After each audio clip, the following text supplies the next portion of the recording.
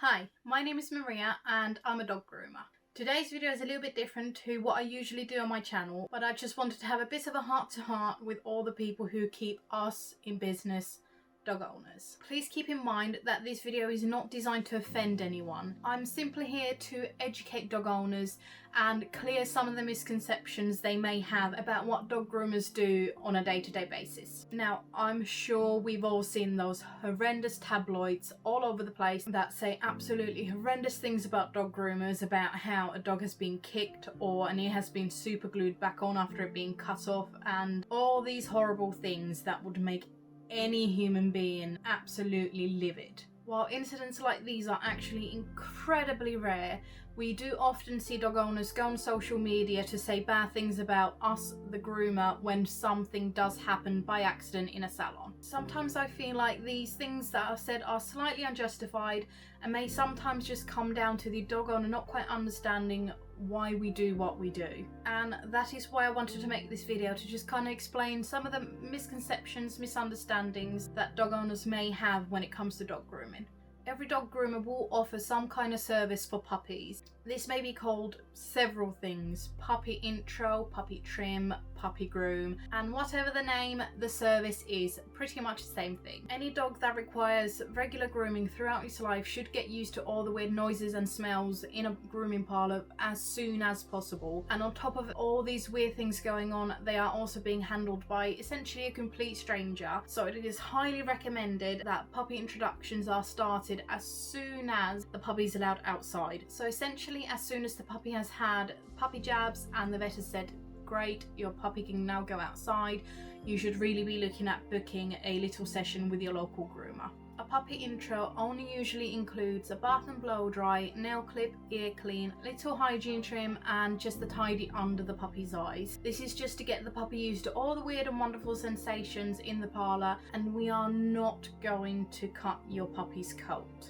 It's actually really common for dog groomers to get a call from a dog owner saying that, "Hi, I would like to book in my 6-month-old puppy, please." No prior visits to the groomer, is just, now the puppy is 6 months old and now we will bring the puppy in to you. And for some reason, a lot of people seem to be under the understanding that a puppy does not need to be groomed until he's 6 months old. I don't know where this comes from. Maybe it's breeders telling people that, oh yeah, you don't need any coat care until 6 months old, that's when the coat changes, or if it's just misinformation being spread on social media, especially with high maintenance coats like any kind of poodle mix, any kind of Bichon mix, obviously purebred Bichons, poodles, anything like that. They will require daily brushing to keep any knots and matting away. And sadly, because people seem to take the advice of nothing until 6 months old, very literally, we do have a lot of completely solidly matted puppies come in. This can be a completely shocking experience to your puppy,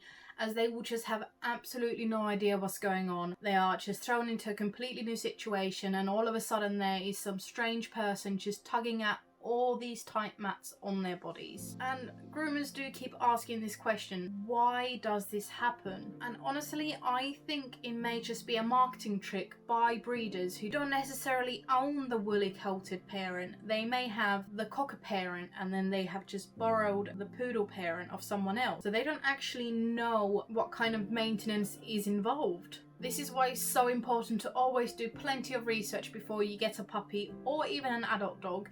You just need to be prepared to spend a lot more money on regular grooming every, 4 to 6 weeks in some cases. So what does happen if a coat is far too matted to be brushed out? The most humane thing is just to clip the coat off and start from scratch. We do often have people pleading with us, oh please just keep my dog fluffy, oh please just brush it out, or please just take the mats out and leave the rest. And sadly, sometimes that just isn't possible. Trying to demat a dog or trying to brush the knots out is incredibly painful for your dog. As you can imagine, if you didn't brush your hair for 6 weeks and then went to your hairdresser and asked for them to pull the mats out, you would tell them to stop within minutes. The mats will be pulling at the skin. You can just imagine hair just twisting and twisting and twisting and then pinching the skin all over your dog's body, and then you are asking a groomer to hurt your dog to try and get these mats out. It is just not fair on your dog, and like I said, you wouldn't go through that kind of pain, so please don't expect us to put your dog through that either. Dog groomers do also operate under the Animal Welfare Act, and it is against the act to cause an animal any unnecessary pain or harm, and dematting does come under that category. We also get told that we are just taking the easy way out when we clip off a dog rather than trying to brush the mats out. And honestly, this couldn't be further from the truth. It is such a skill to try and maneuver a sharp blade between the tight mat and the skin, especially when it's already been pulled so tight because of the matting. Sometimes we only have a few millimeters of space to get the blade through, and unfortunately, you know, accidents do happen. We may sometimes graze the dog's skin when it's being pulled so hard in so many different directions, but it takes so much skill and patience to remove a really badly matted coat. And sometimes accidents do happen. We do our absolute best to avoid them, but we are dealing with a live and moving object that doesn't understand what we're doing, and very sharp equipment. And please trust me when I say that every time something like that happens, we are absolutely heartbroken. The last thing we want to do is to hurt a dog in our care. And if something does happen, all groomers should be fully insured against anything like this. So if you do end up having to take your dog to the vet to get any kind of treatment or have stitches or anything like that, we are insured to pay for your vet bill. Naturally, we just ask for proof from the vet to say that, oh yeah, this was definitely done by the groomers. Here's an itemized bill, here you go. So we can then just forward that onto our insurance and they will then deal with it. Please don't be offended if we do ask for all this information, because just like with any kind of insurance company, they do require quite a lot of proof to be able to do any kind of payments. And just like your dog may have an accident in the salon, so can we. And unfortunately, this is often down to the owner not disclosing any bad behavior with us prior to the grooming appointment. If we do ask about your dog's behavior, please do not keep anything from us. If you tell us that your dog bites, it's not going to make us go, well, okay, I'm not going to groom your dog. It is just so we are prepared for any kind of sudden change in behavior, if there's any kind of trigger. So if we touch your dog's foot to do their nails or clip underneath the pads, we know that your dog may react to it, and then we can prepare for that by either muzzling the dog or just slightly tightening their neck strap so they cannot just spin around and go for our hands. Okay, I'm going to show you some photos of injuries caused by dogs. If you are someone who finds injuries distressing, I do recommend looking away for a little bit.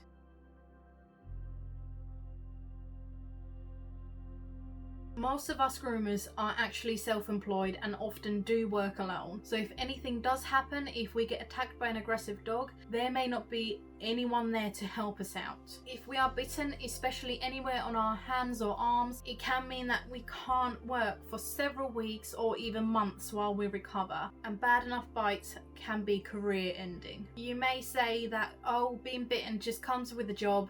What's the big deal? Get over it. But no one should expect to be injured while they're working. If you worked at Tesco stacking shelves, you wouldn't expect a massive shelf to fall on you, would you? So the same goes for dog groomers. We need to know that we are safe day to day while we work. We often get people trying to haggle the cost of our services. We get so many different reasonings. We have, oh, why are you so expensive? The groomer down the road is £10 cheaper than you. Oh, what if I do X, Y, and Z at home? Would that knock money off the price? Or, oh, you're more expensive than my hairdresser. Why is that? A lot of groomers don't actually charge enough for what they do. We are very skilled workers. We train for years, spending thousands and thousands of pounds, and even after qualifying spend countless hours attending seminars and just training. It's a constantly evolving industry and we have to keep up with it.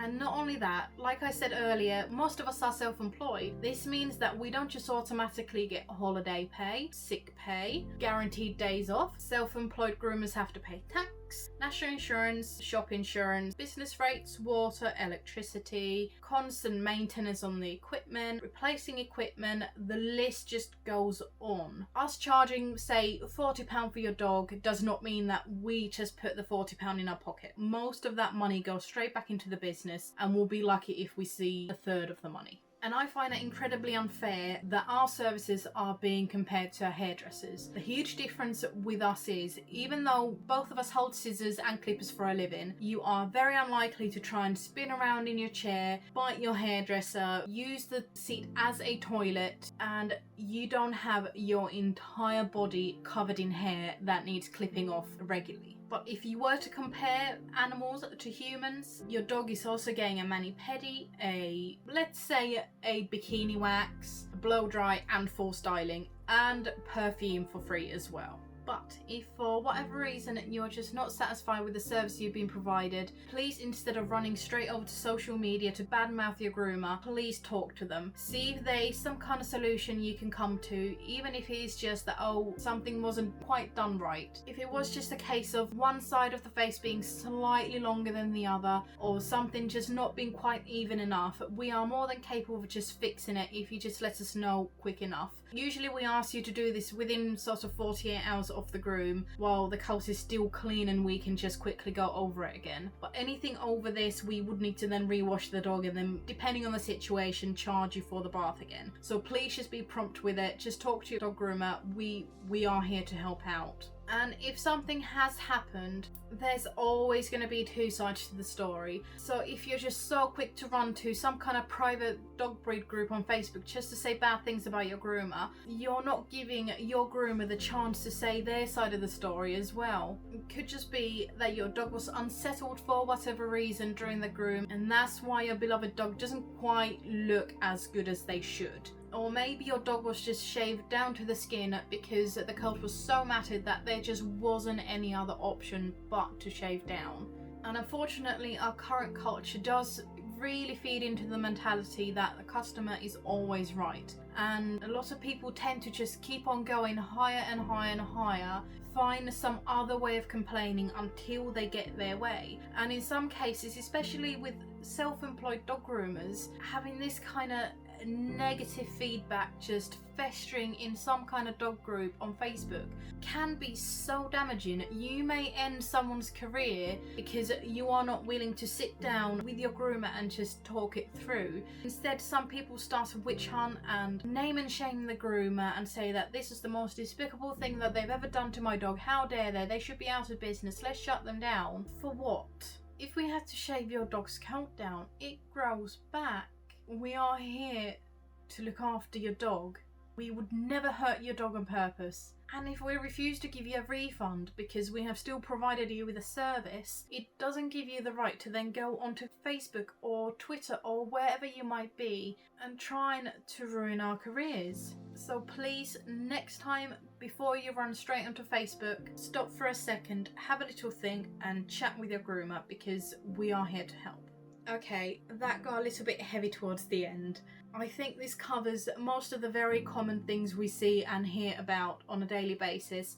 But if you feel like you've got any other questions about dog grooming and what happens when we have your dog in, please do leave me a comment down below and I will answer to the best of my ability. I'm not saying that I know everything, but ask away and I'll see what I can do. Thank you for watching this, what feels like such a long video. I really appreciate you sticking to the end, and I would love for you to share this video with anyone who owns a dog and may find this video helpful. Thanks for watching. Bye guys.